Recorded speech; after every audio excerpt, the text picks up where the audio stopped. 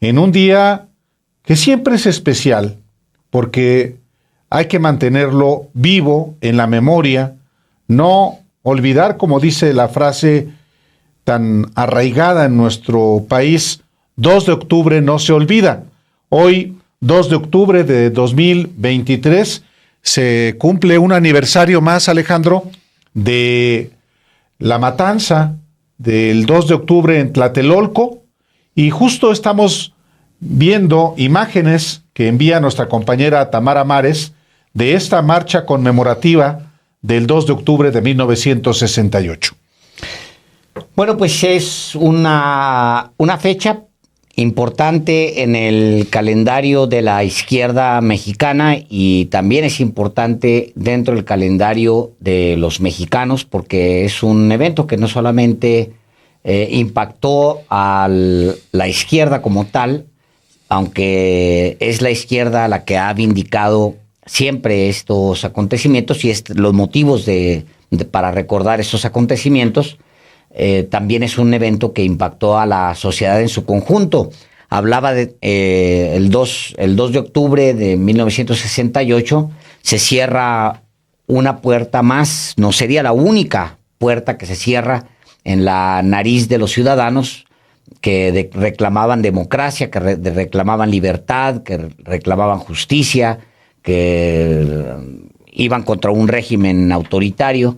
Y es la puerta que se cierra ahí es una de las puertas que se cierran, como digo, porque en la siguiente década se recrudecerá la persecución en contra de los activistas, de los militantes de la izquierda, en contra de cualquiera que quisiera salirse del puño del régimen priista, que, pues bueno, ahora se ha abrazado al PAN y al PRD.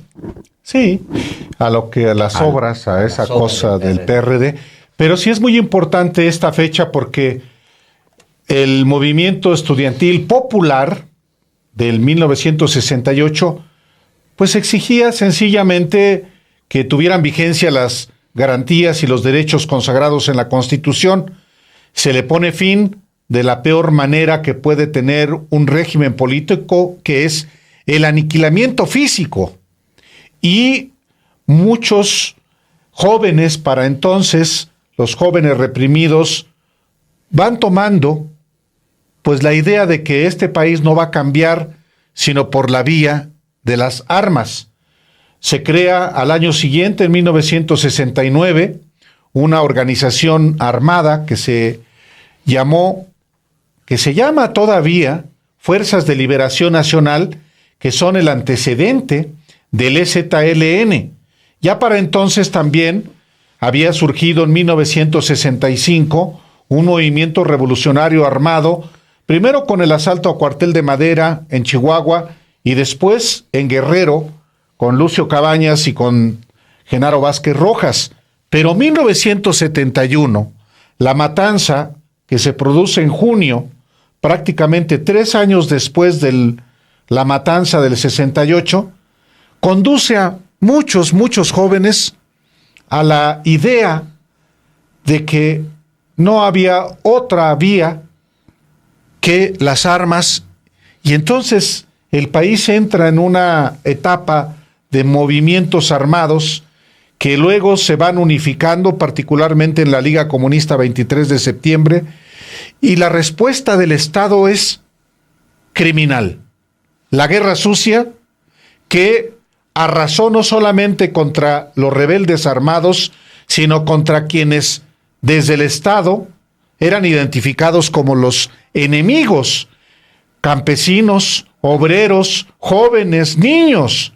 Fueron reprimidos, torturados, desaparecidos, masacrados en muchos lugares de la República, de manera particular, sí en Guerrero, pero en Jalisco, en Sinaloa, en Chihuahua, en Durango, en Yucatán, en Nuevo León, hubo una guerra de baja intensidad, conocida como la Guerra Sucia, que terminó pasada la década de los 80, después inclusive de que hubo una amnistía en el país y se generaron partidos políticos. hubo un aniquilamiento y hay personajes y fechas que no debemos olvidar jamás, Alejandro. Sí, el antecedente, como lo planteas, Álvaro, de la Liga 23 de septiembre, la Liga Comunista 23 de septiembre, pues es justamente el asalto al cuartel de Madera. De ahí toma la fecha que constituye después el nombre, pues, que es el asalto al cuartel de Madera. Algunos lo han querido vincular, aunque tiene por ahí alguna reminiscencia al asalto al cuartel de Moncada en Cuba. En Cuba.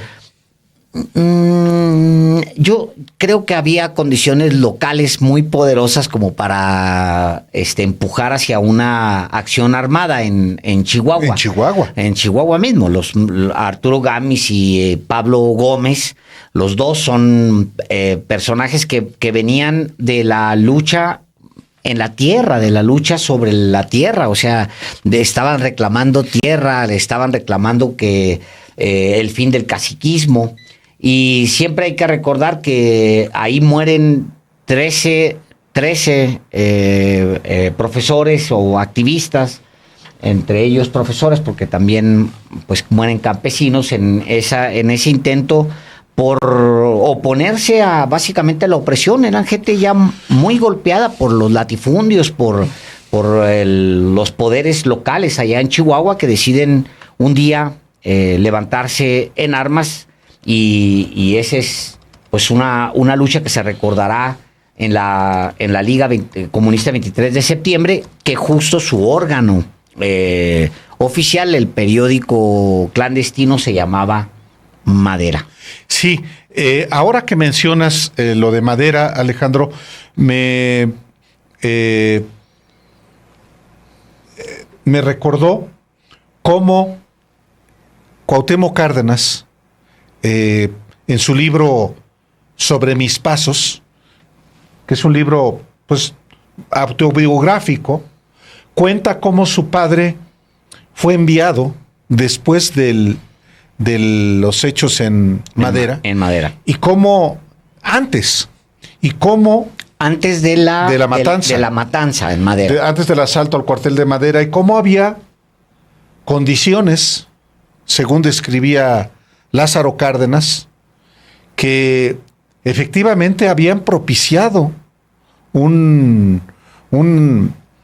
acto desesperado de muchos habitantes, entre ellos quienes se armaron, porque el gobernador era un gobernador de esos caciquiles intransigentes, y claro, había poderes en el estado, particularmente los talamontes, y otros poderes que no permitían ninguna, digamos, cambio de comportamiento con los campesinos por los habitantes de la región. Entonces, ahora que lo estabas platicando, me acordé justamente de lo que escribe Cuauhtémoc Cárdenas en este libro Sobre mis pasos, de aquellos días, y lo que su padre, Lázaro Cárdenas del Río, describió de aquel contexto en el que se produce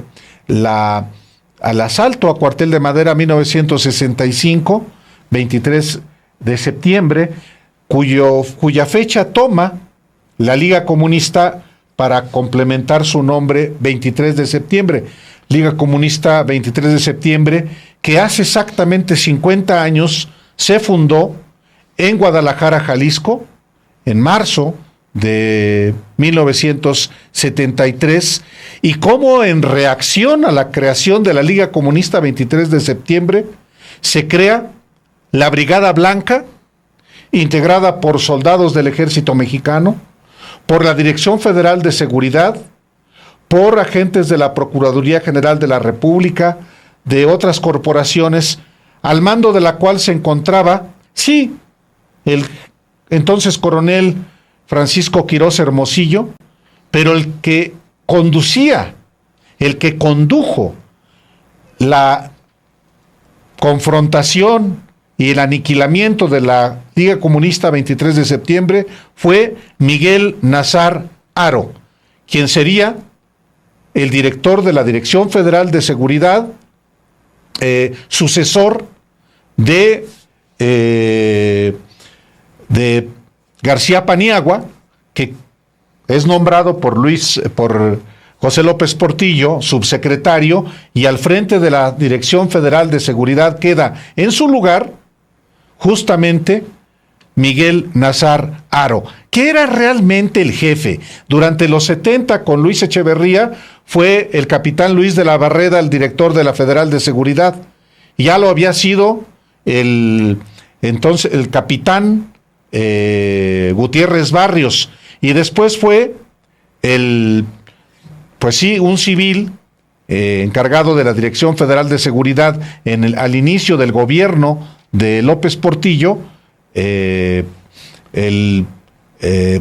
García Paniagua, hijo del general Marcelino García Barragán, secretario de la Defensa, el 2 de octubre del 2004. Entonces, son años, épocas convulsas en nuestro país, Alejandro. Sí, justo estaba revisando el capítulo de Cárdenas, donde detalla lo de Chihuahua. En Cárdenas por Cárdenas recupera incluso algunos de los tramos de lo que escribe el general sobre su encuentro con el presidente entonces. Y a lo mejor vale la pena leer un par de párrafos. Dice en este subcapítulo que se llama Chihuahua 1966, dice: el 23 de septiembre de 1965 tuvo lugar el episodio de nuestra historia reciente, conocido como el asalto al cuartel de Madera, en la población de este nombre en el estado de Chihuahua. Escribe Cuauhtémoc Cárdenas en este libro, Cárdenas por Cárdenas. En esa ocasión, un reducido grupo de profesores normalistas, campesinos, estudiantes y profesionistas atacó la madrugada de ese día el cuartel en el que estaban concentrada una compañía del ejército, poco más de 120 elementos. El resultado del ataque fue de 6 bajas del ejército, 8 asaltantes muertos, entre ellos los principales dirigentes, el profesor Arturo Gámez García y el doctor Pablo Gómez Ramírez, y 5 que pudieron escapar perdiéndose de sus persecutores en la sierra. La razón del asalto: la desesperación de grupos campesinos y sus dirigentes ante la desatención por parte de las autoridades y de sus propias organizaciones, en este caso el Partido Popular Socialista y la Unión General de Obreros y Campesinos, de su reclamo de tierra que venía desde muy atrás y de la explotación de sus recursos que venían realizando grandes madereros a los que se había concesionado la explotación de los bosques de la zona sin beneficio alguno para los legítimos poseedores del recurso forestal.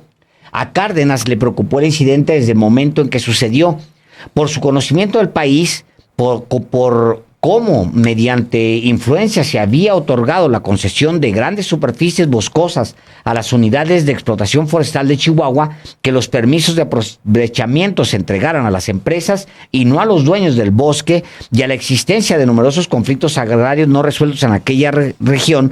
Tuvo la convicción de que fueron estas las causas que llevaron a quienes asaltaron el cuartel de Madera a la acción violenta que emprendieron después de meses y años en los que agotaron infructuosamente gestiones de peticiones y encontrando como recurso último el asalto armado como una forma para que sus reclamos se escucharan. El 5 de abril de 1966, el general Cárdenas se entrevistó con el presidente, y estos son sus apuntes. En la entrevista con el presidente Gustavo Díaz Ordaz en su despacho de Los Pinos el día 5 de abril, manifesté que conocía su preocupación por los acontecimientos ocurridos en la región de Madera, en el estado de Chihuahua, y que según informaciones de la prensa seguían registrándose hechos en las vías del ferrocarril. Y luego dice que si consideraba él necesario y conveniente mis servicios para establecer lo que haya en el fondo de los sucesos que están ocurriendo en aquella región. Acogió con agrado mi ofrecimiento y expresó que le haría un gran servicio si visitaba yo aquella zona.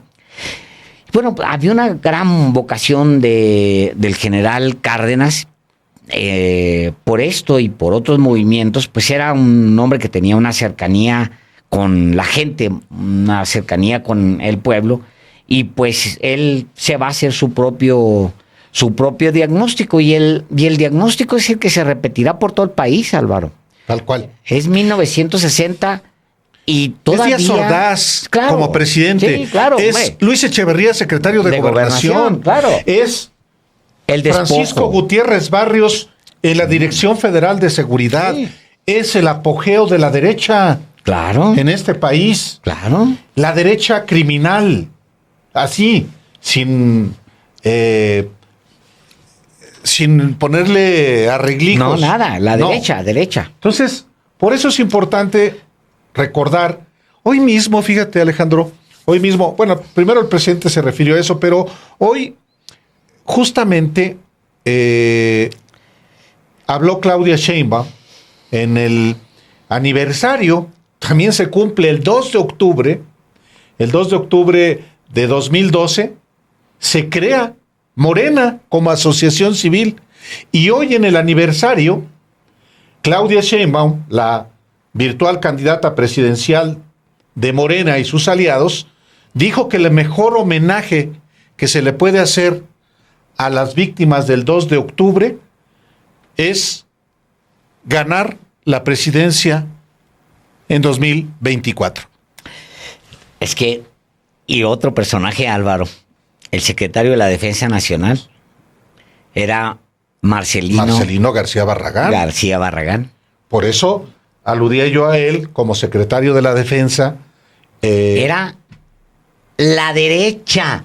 Pero sí. fíjate cómo es híjole, es una gran tarea, va a ser una gran tarea desenmascarar, porque se supone, fíjate nada más, y fíjense ustedes, y eso es muy interesante de este capítulo y de todo el siglo XX mexicano.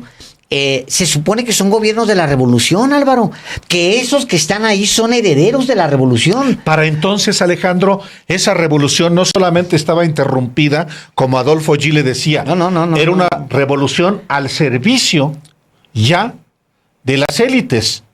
Tanto que Gustavo Díaz Ordaz, después de que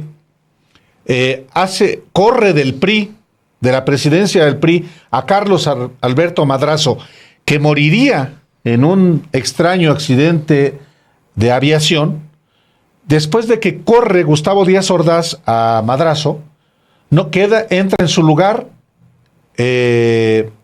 un personaje, Lauro Ortega Martínez, que luego sería gobernador de Morelos, que sondea la posibilidad de crear otro sector del PRI.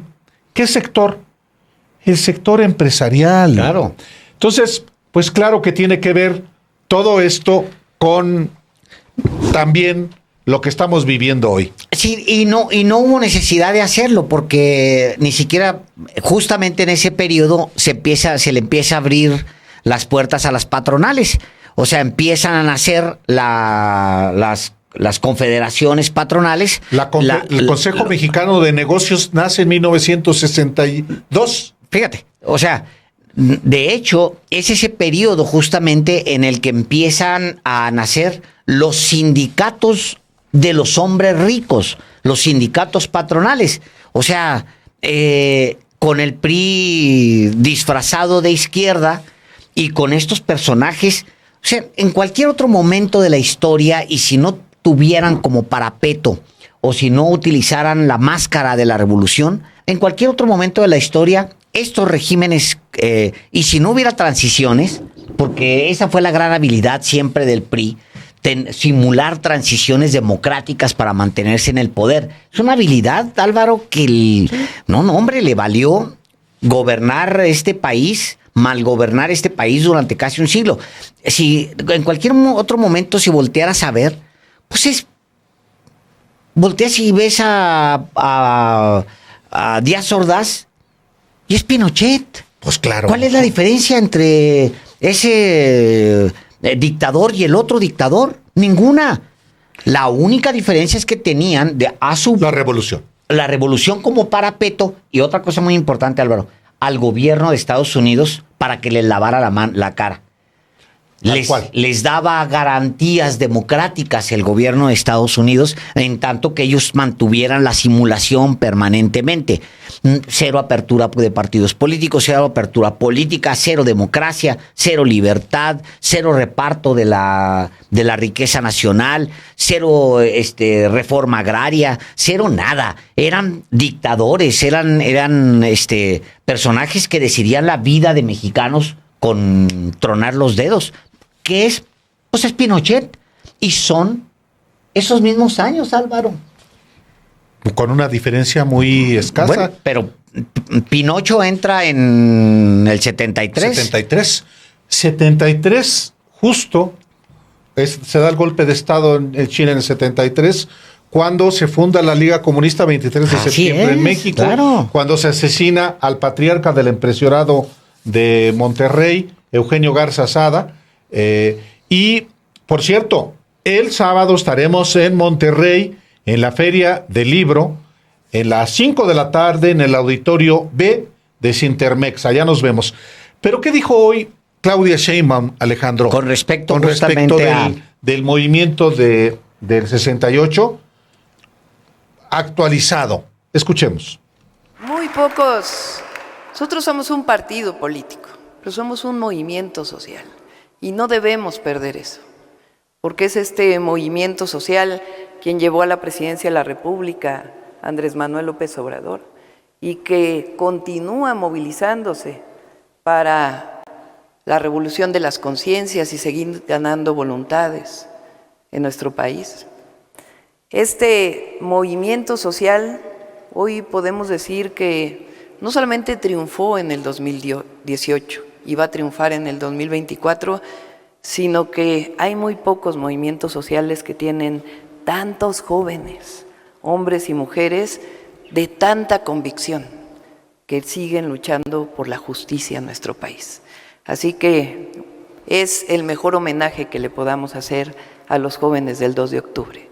Una joven generación que sigue luchando por la defensa de los intereses del pueblo de México y de los intereses de la nación.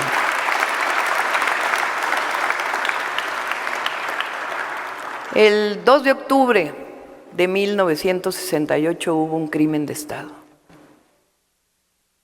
Jóvenes que se manifestaban pacíficamente fueron arteramente asesinados por la decisión de un civil, de un presidente de la República. Y lo que podemos decir que defiende nuestro movimiento es que eso nunca más ocurre en México. Y desde aquí, así como se comprometió el presidente de la República nunca a reprimir, me comprometo con ustedes a que nunca vamos a usar la fuerza pública en contra del pueblo de México. Que nunca, nunca vamos a reprimir al pueblo. Un compromiso lo que dice Claudia Sheinbaum. No me refiero solo a ganar la elección, no. El compromiso de no reprimir a nadie, a no utilizar al ejército, a actuar, obviamente, en congruencia con lo que ha sido este movimiento. Y fíjate, es en este día conmemorativo, hoy hubo una celebración, y puede llamarse así en el caso de Morena, porque el 2 de octubre de 2011 se funda Morena como asociación civil. Un año después, Andrés Manuel López Obrador le diría a los chuchos: ¡ay, nos vemos! Nada me deben, nada les debo, adiós. Y también en aquella ocasión, en el Auditorio Nacional, Claudia Sheinbaum fue una de las oradoras en aquel momento, hace, 12 años, cuando,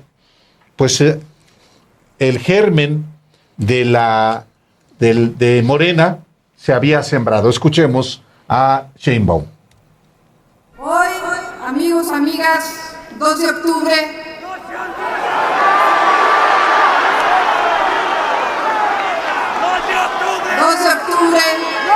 rendimos homenaje a la lucha de aquellos jóvenes estudiantes que nos dotaron de su energía e ímpetu de cambio por la libertad, por la democracia y por la justicia.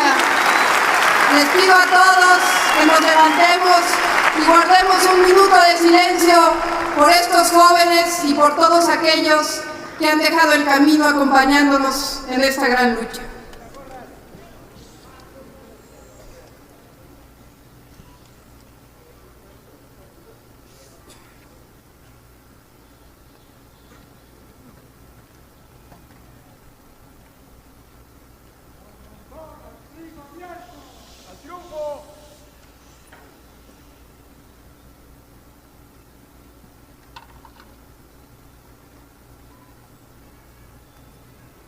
...2 de octubre no se olvida.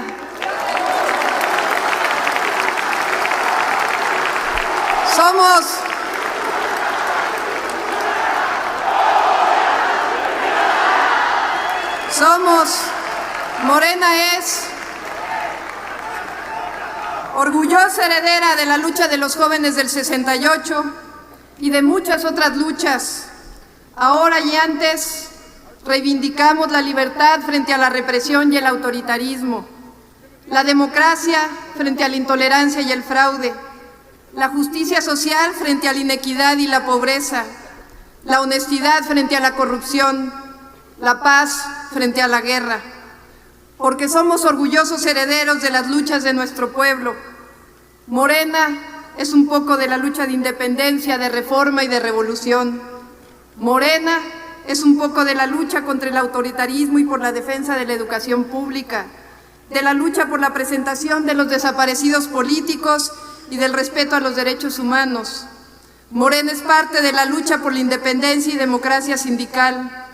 Somos un poco de la lucha por los derechos laborales, civiles y derechos plenos de las mujeres, de la ya larga lucha de los campesinos por la tierra y condiciones para hacerla producir, de la rebelión pacífica de las urnas en el 88, de la lucha por la autonomía y los plenos derechos de los pueblos indios, de la lucha por la defensa de nuestros recursos naturales, la defensa del petróleo, la no más violencia.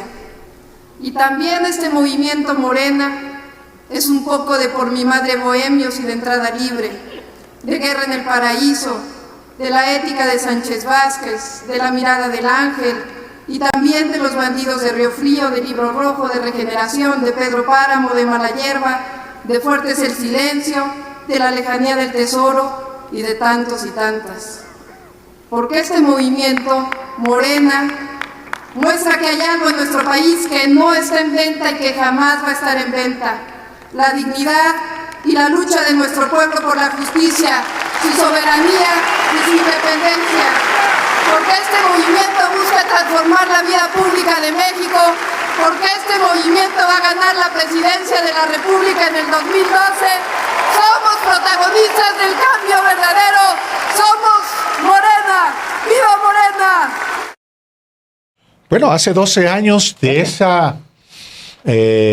acto fundacional de Morena, no ganó la presidencia el ciudadano presidente López Obrador en 2012, estuvo pegadito a Peña Nieto, pero sí en 2018. Y veía yo muchos rostros ahí, Alejandro. La jovencísima Luisa María Alcalde, muy jovencita, al lado del presidente López Obrador. Veía yo ahí a Rosario Ibarra de Piedra. Al ministro Genaro Góngora Pimentel. Estaba también Jiménez Espriu, Álvaro. Jiménez Espriu. Ya estaba ahí Alfonso Durazo. Ya estaba Alfonso Durazo, así es. Y ahí está René Drucker, Colín. René Drucker, así es. Atrás está el maestro Bernardo Batis. Así es. El fundador de la jornada Payán. Y a un lado de él, que está la comisión política de Morena, Álvaro, a un lado de Payán. Que es presidente del Congreso, sí, que fue presidente de la comisión de Honestidad y Justicia, justamente. Díaz Polanco. Pero estaba también Enrique González Pedrero. Un personaje muy relevante también. En fin, es un mensaje de hace 12 años, el que acabamos de ver. Hoy mismo el presidente López Obrador, bueno, ¿viste? ¿Alcanzaste a ver al jefe de gobierno en aquel momento? ¿A Marcelo Ebrard? Marcelo Ebrard, ¿no estaba ahí? No, claro que no. No, es que es fecha es 11 de 2 de octubre del 2011. Perdóname, sí. Este discurso es del 2 de octubre de 2011, la fundación.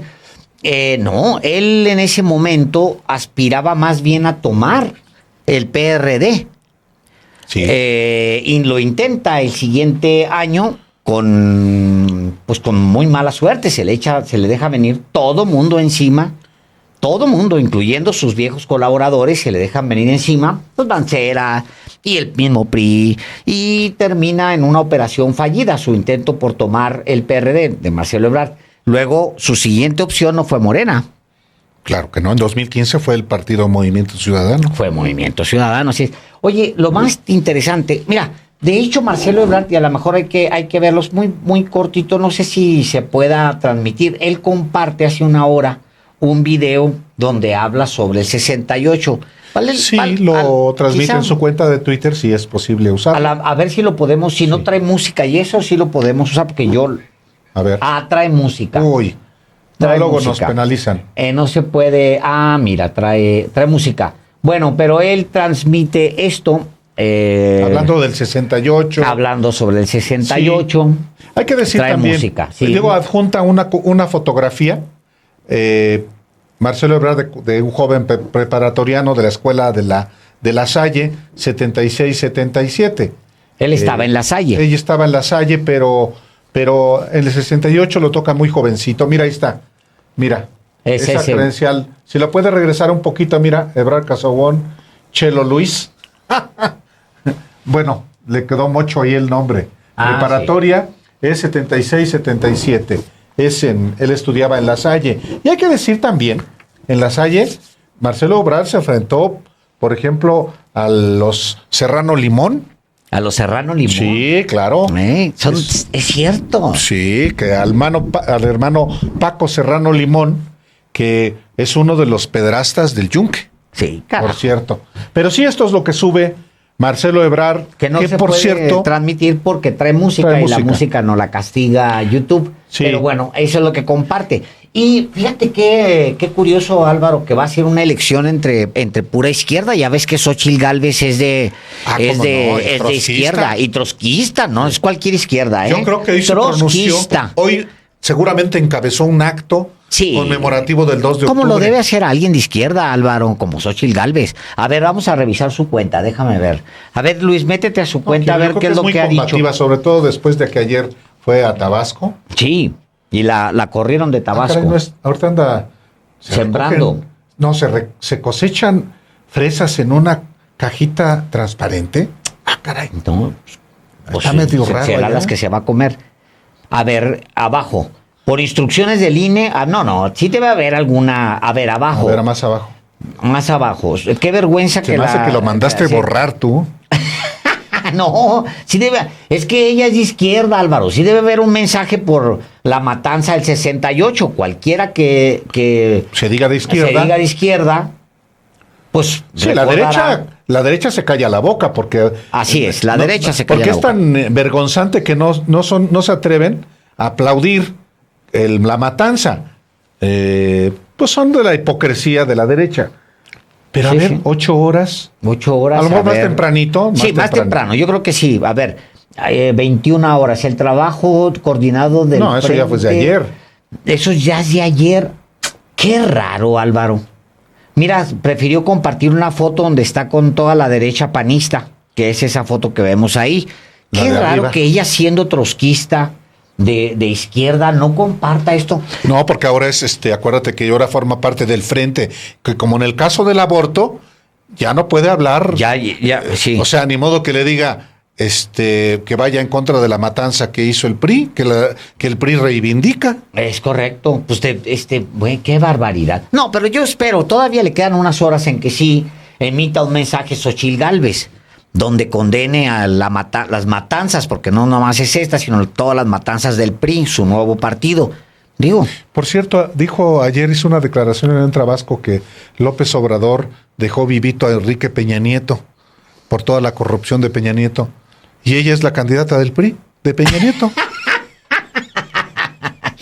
es muy bonito. Chulada. Chulada de maíz pinto. Oye, bueno, pues vamos a estar muy atentos, por supuesto que le vamos a informar a usted si la candidata trotskista Xóchitl Gálvez emite algún comunicado para conmemorar la matanza del 2 de octubre, que para cualquiera que sea de izquierda no se olvida nunca. De esto habló también el presidente López Obrador el día de hoy en su conferencia mañanera. Escuchemos.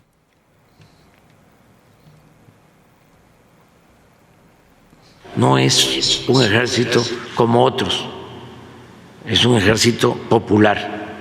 Los soldados son pueblo uniformado, eso tiene que tomarse en cuenta. Bueno,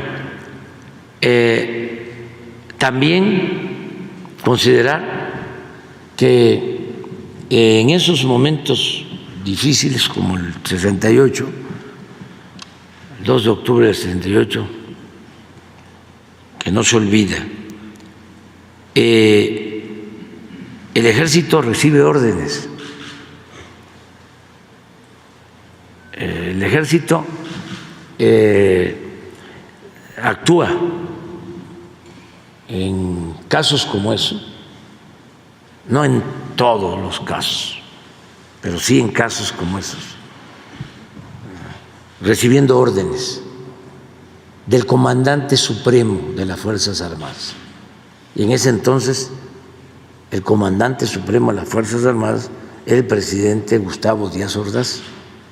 Además, no estoy diciendo nada que no se conozca. Él mismo asumió su responsabilidad. Gustavo Díaz Ordaz. Primero. Segundo, hay elementos para sostener que en la represión del 2 de octubre del 68, quienes participaron de manera directa fueron miembros del Estado Mayor Presidencial.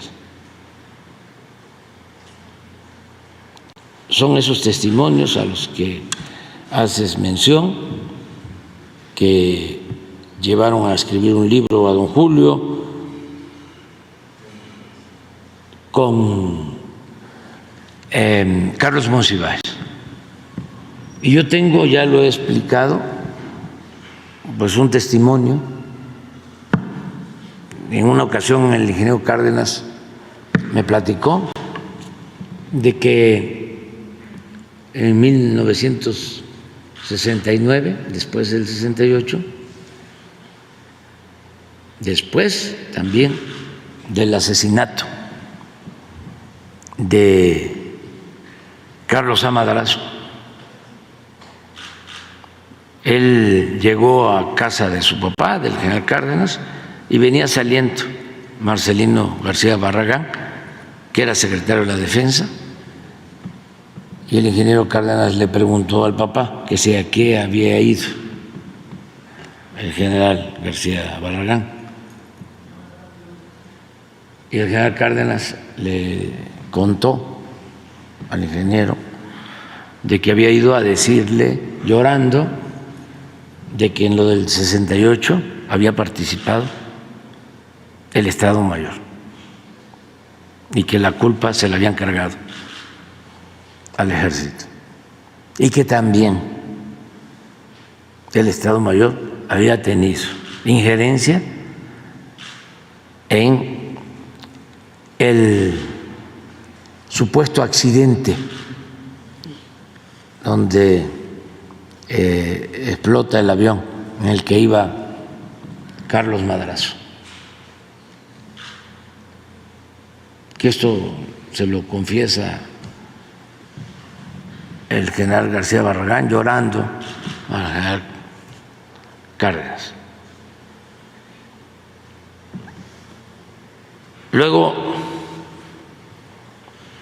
salieron estos testimonios, no sé si antes o después, pero yo me acuerdo perfectamente. Es más, hasta lo escribí en su momento, en un libro.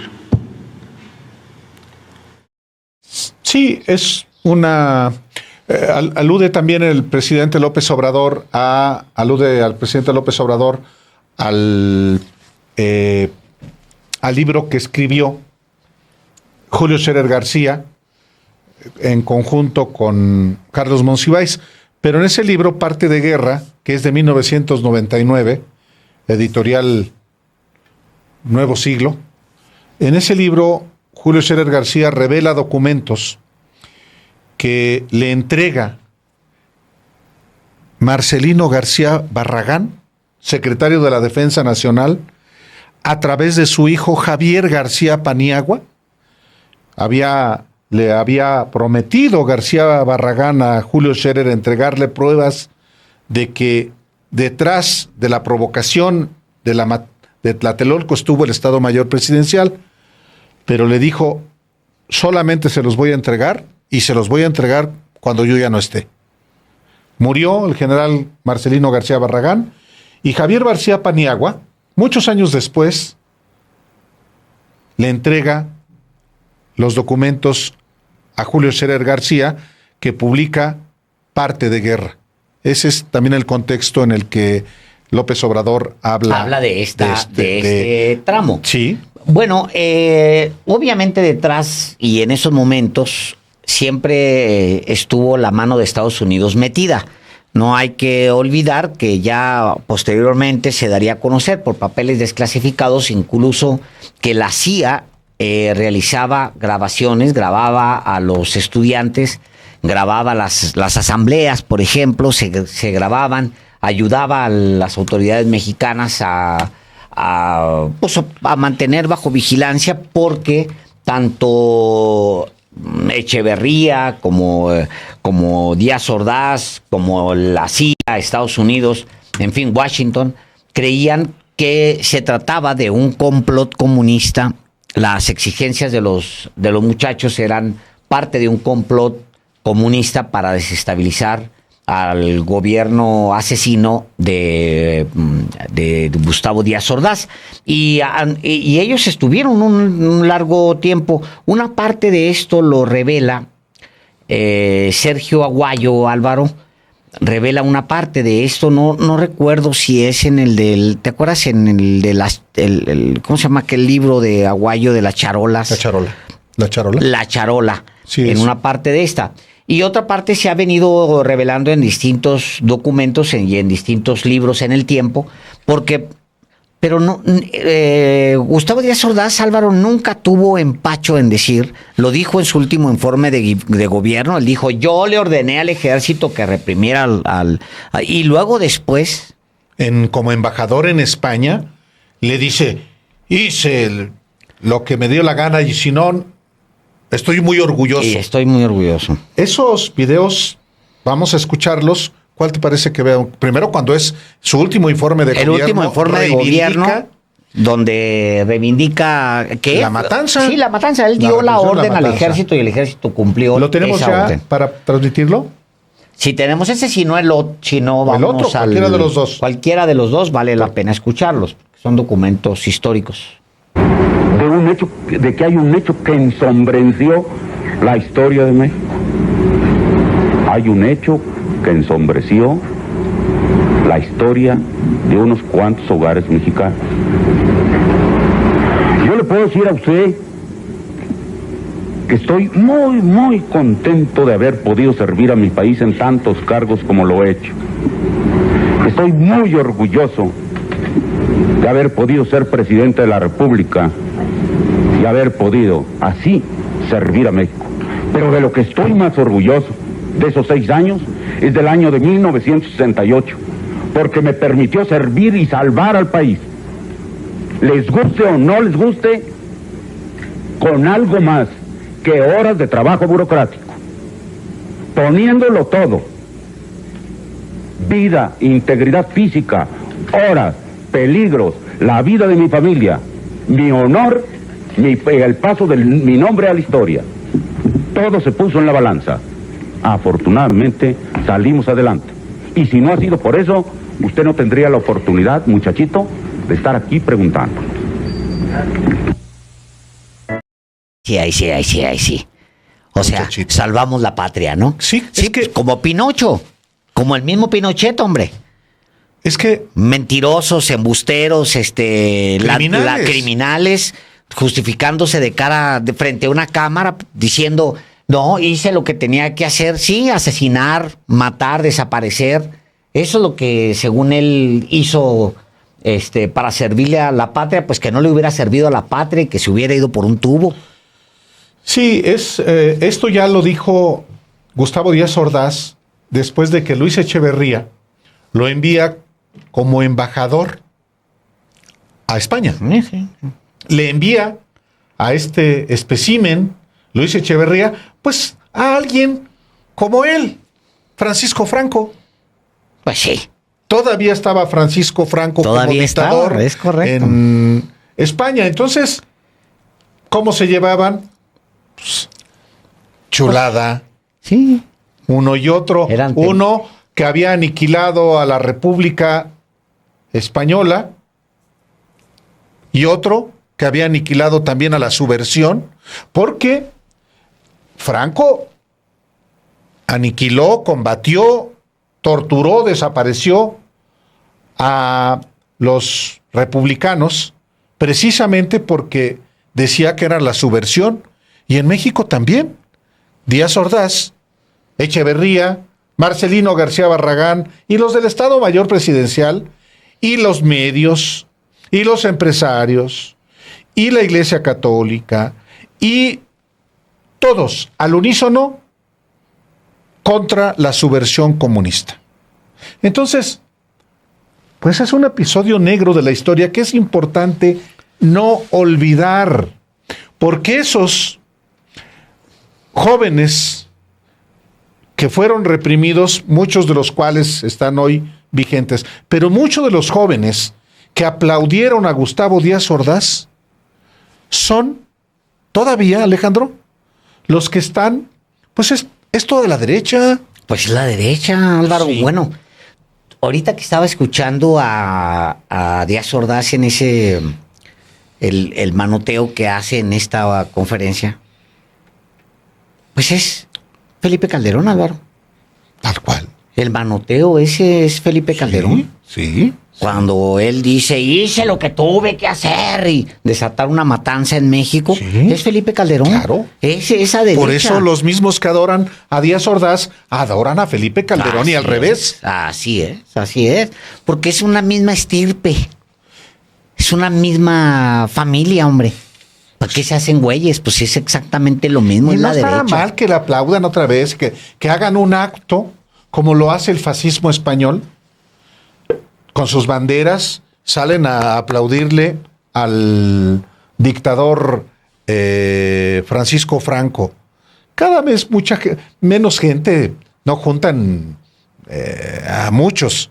Como ahora, si salen los diazordacistas y calderonistas, salen, ¿qué tanta gente puede ir? Pues la que vaya, Álvaro. Sí. La que vaya. Digo, lo que pasa es que son más, pero son muy vergonzantes, son muy hipócritas. Sí. Hay mucha hipocresía en Muchos eso, pero hipócritas. perfectamente los veo y pueden ser millones. Tal cual. Perfectamente. Ujú. Pues son, Son gusanos de la misma guayaba, porque aquí me ponen lobos de la misma camada, dice Brígido Gallegos. Gusanos de la ¡No, hombre!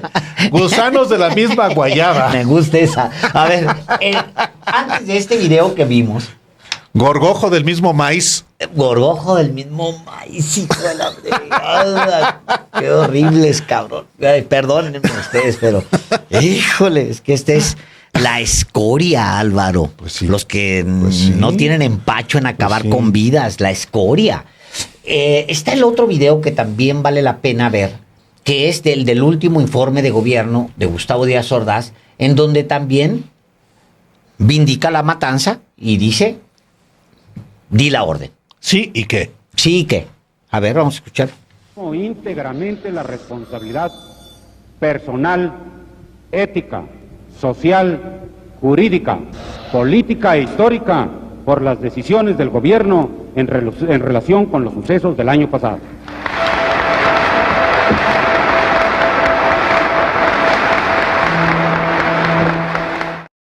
Ese es el PRI revolucionario, Álvaro. Claro.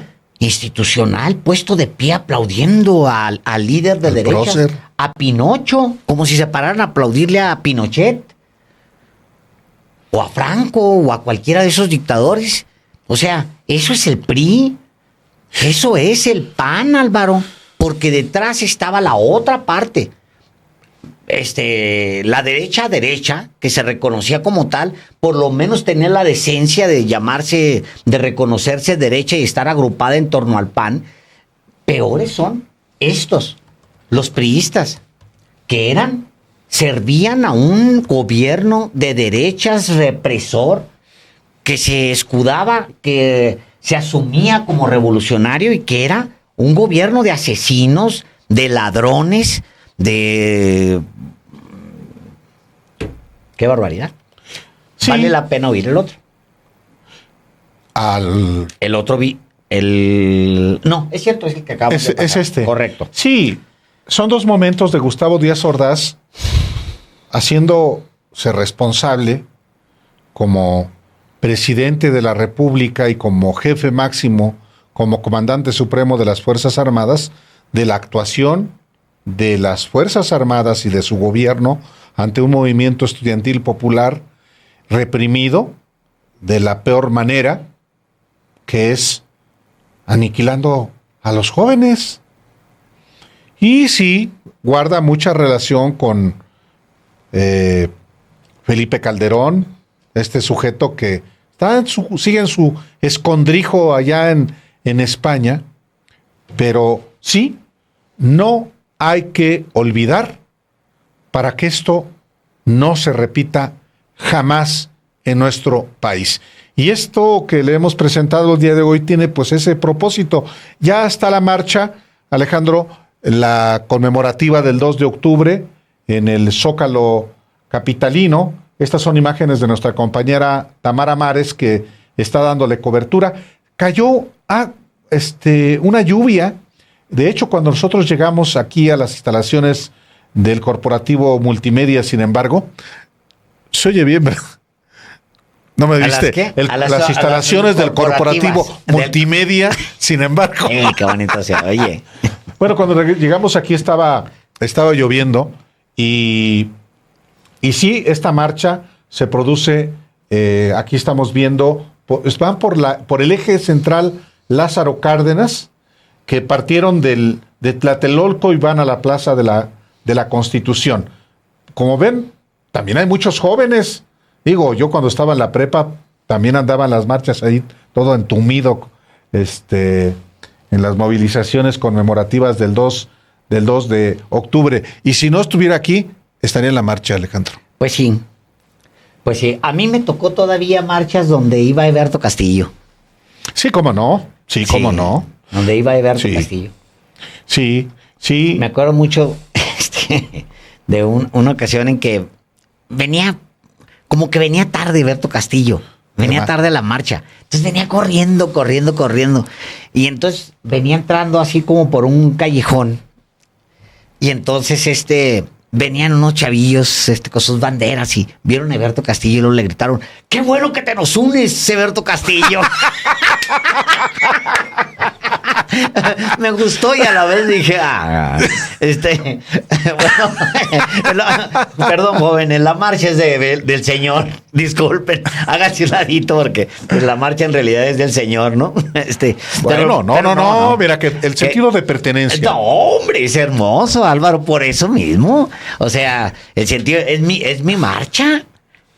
Y qué bueno que te nos unes, ¿no? Claro. Pues claro. Sí. Eberto consciente según el contingente, ¿no? Sí, me acuerdo mucho. Venía yo ahí pegado con unos chavalos platicando ahí. Sí. Yo digo, estamos hablando quizá, es que yo me acuerdo de las primeras marchas a las que fui. Sí, pues jovencillo, final de cuentas, pero con un ímpetu. Y es muy importante que no dejen de hacerse. Sí, sí. Que, que No. cada año haya esa movilización. Los jóvenes desaparecidos hace 9 años venían a esta marcha. Los jóvenes de Ayotzinapa, su idea era conseguir los autobuses para movilizarse de Tixla, Guerrero, a Tlatelolco. A eso venían. Nada de que andaban queriendo entorpecer el informe de la directora del DIF de Iguala. ¿Qué tenía que ver allá? No, venían a la movilización del 2 de octubre, hace 9 años. Y hace 9 años ocurrió esa tragedia que todavía no tiene fin.